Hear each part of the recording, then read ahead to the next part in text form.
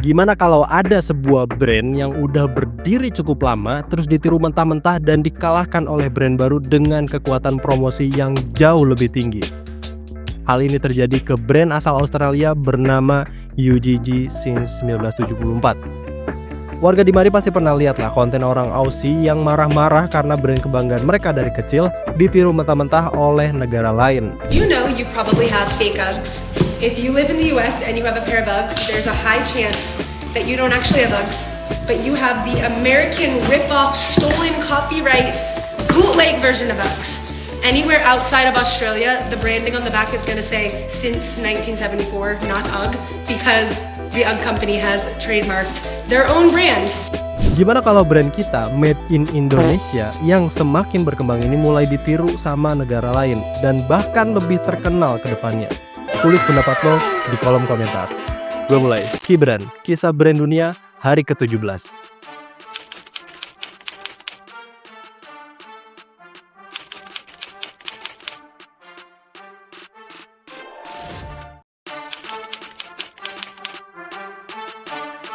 UGG atau dibaca UGG since 1974 ini pertama kali diproduksi di sebuah gudang di New South Wales, Australia oleh seorang remaja pedesaan bernama Arthur Springthorpe dan istrinya Faye.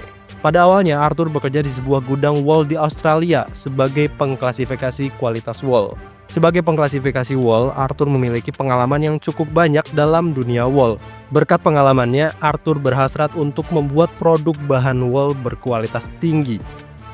Nama UGG Boots pada awalnya adalah sebuah merek dagang yang didaftarkan oleh Steedman pada tahun 1971.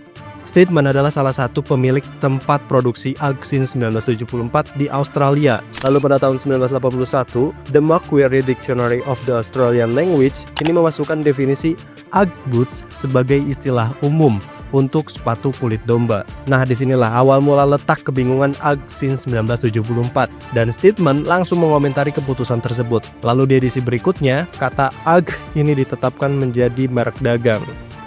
UGG 1974 itu dari dulu udah mengutamakan kualitas handmade para pengrajinnya. Bahkan sampai saat ini mereka masih mempertahankan DNA mereka. Makanya banyak banget user di seluruh dunia yang menyayangkan beberapa produk UGG yang punya kualitas buruk. Nanti kita bahas ini di bab 2 deh. Jadi kalau kalian nemu ada orang yang pakai UGG boots, kalian wajib skeptis. Itu boot asli made in Australia atau milik Deckers yang diproduksi di Cina.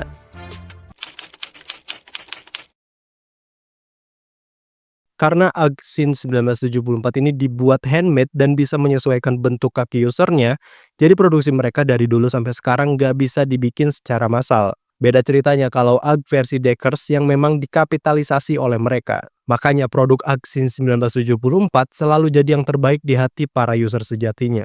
Artikel pertama dan yang masih populer sampai sekarang adalah UGG Classic Boots dengan inner dari bahan wool premium. Sepatu ini awalnya dibuat khusus untuk para peselancar di pesisir pantai Australia setelah berselancar untuk menghangatkan kaki. Tapi sekarang sepatu UGG Boots ini lebih banyak dipakai untuk kegiatan harian di musim dingin. Di tahun 1990-an, UGG Boots ini mulai banyak dipakai oleh para turis yang sedang berwisata ke Australia. Dan gak heran banyak yang membawanya ke negara mereka masing-masing. Karena hal itu juga UGG Boots since 1974 mulai booming di hampir seluruh dunia. Tepatnya di tahun 2000-an awal, banyak UGG Boots beredar di Amerika. Tapi sayangnya banyak dari sepatu ini bukan berasal dari UGG since 1974 asal Australia, tapi dari UGG Deckers brand. Kita mundur sedikit ke tahun 1978. Saat itu, peselancar asal Australia yang tinggal di California bernama Brian Smith dan rekannya Doug Jensen membeli sepatu boot kulit domba dari perusahaan Country Leather yang mengiklankan produknya keluar Australia.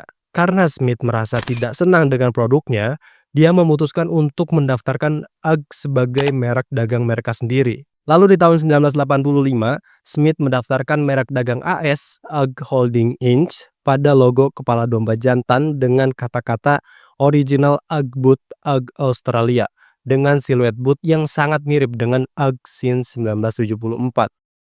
Kebingungan ini terjadi ketika UGG Holding Inc. mengalami kenaikan pesat di Amerika, tepatnya di tahun 1994, ketika produk mereka dikenakan oleh tim Olimpiade Amerika Serikat untuk Olimpiade musim dingin 1994. Sedangkan UGG since 1974 juga udah banyak dikenakan oleh orang Amerika pada saat itu. Akhirnya Smith menjual UGG Holding Inc. kepada Decker Brands Corporation seharga 14,6 juta US dollar setahun setelahnya. Setelah diakuisisi oleh Decker Brands, UGG Holding Inc. mulai didaftarkan ulang untuk berbagai merek dagang untuk UGG di Amerika Serikat. Karena UGG since 1974 hanya berfokus pada kualitas dan tingkat produksinya yang terbilang kecil karena handmade, UGG Deckers Brand mengambil celah itu dan membuat boot UGG sebagai tren fashion di hampir seluruh dunia. Akhirnya UGG since 1974 hampir kehilangan pamornya karena kalah saing dengan permintaan pasar yang sangat banyak pada saat itu. Gak mau kehilangan momentum, UGG Deckers mematenkan merek dagang UGG di beberapa negara dan terus memperluas pemasaran mereka. Sampai di tahun 1999, UGG Deckers mengirimkan surat cinta ke produsen sepatu boot UGG di Australia untuk menghentikan produksi mereka karena merek dagang UGG sudah dipegang oleh UGG Deckers. Bertahun-tahun perselisihan merek dagang UGG ini terjadi hampir di beberapa negara. Terhitung, UGG Deckers ini udah memenangkan beberapa sengketa merek dagang, yaitu di Amerika, Belanda, dan Turki. Sampai akhirnya tepat di tahun 2025 ini, UGG since 1974 asal Australia resmi merubah namanya menjadi since 1974 karena pemerintah Australia menetapkan nama UGG sebagai kata umum dan nama UGG 1974 hanya boleh digunakan di negara Australia dan Selandia Baru saja. Selain dari dua negara itu, nama UGG hanya dimiliki oleh UGG Deckers. Ngeri-ngeri, kekuatan kapitalis Amerika emang di luar nalar. Pemilik asli dari namanya aja sampai dibikin bertekuk lutut loh karena kekuatan uang dan kekuasaan. Dari sejarah UGG since 1974 ini, kita bisa ambil kesimpulan kalau di zaman sekarang yang semua serba cepat ditambah teknologi yang semakin mumpuni, kekuatan kualitas aja nggak cukup. Kita butuh yang namanya keberanian untuk menentang kebiasaan. Langkah yang diambil Decker Brands menurut gua nggak sepenuhnya salah, karena ya mereka memang sekapitalis itu. Tapi karena mereka tahu ada demand yang harus dipenuhi dan mereka nggak mau di kemudian hari bakal terjadi masalah, mereka langsung ambil tindakan cepat mendaftarkan merek dagangnya di hampir seluruh dunia. Deckers juga pinter karena menemukan celah dari kelemahan UGG since 1974 yang hanya dibuat handmade. Walaupun sekarang banyak yang mengeluhkan soal kualitas UGG boot yang terus menurun, tapi nilai penjualan yang terus meningkat gak bisa salah. Ya artinya UGG Deckers ini sukses menjadi kapitalis sepenuhnya. Soal cemoohan orang-orang mah cuman angin lalu. Mereka lebih fokus ke value dan revenue. Apalah arti dari sebuah kualitas kalau nggak bisa jadi yang teratas? Ya nggak? Jadi pesan buat brand lokal, gue harap kalian sadar sama kekuatan kapitalis di dunia. Jadi sekarang mulai daftarin hak paten, hak cipta merek dagang atau apapun itu untuk melindungi brand dan hasil karya kalian. Karena kalau udah keduluan dicuri mah, kita yang punya karya awal cuman bisa bengong di pojokan. Tapi tolong jangan niru-niru terus, kecuali kalian punya duit buat dibakar cukup banyak, sampai bisa ngesu yang punya karya.